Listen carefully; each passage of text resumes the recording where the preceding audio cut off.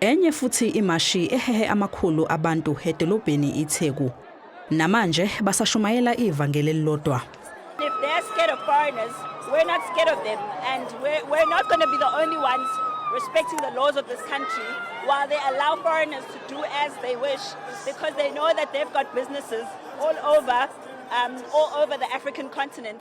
Le mashi ebiqashwe ngelokhozi ngamaphoyisa isuke eKing Dinizulu Park yahamba yaze yayofinyelela ephoyinti ngasesakhiweni okusola ukuthi kuhlala kuso abokufika abathengisa izidakamizwa.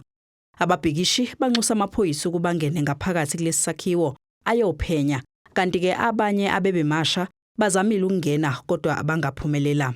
We have police that know that there are drugs in this building, but they are not doing anything. So there's been a call from the police that we as the community, we must help the police when we know crime.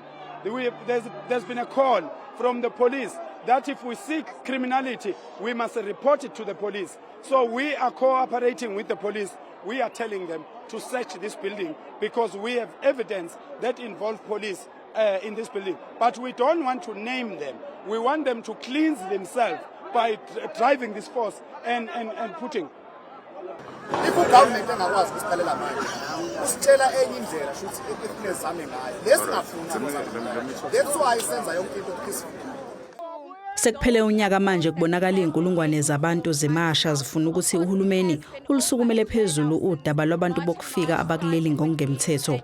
Abahleli balemashi bathi angeke bephela amandla uze uhulumeni ungenelele.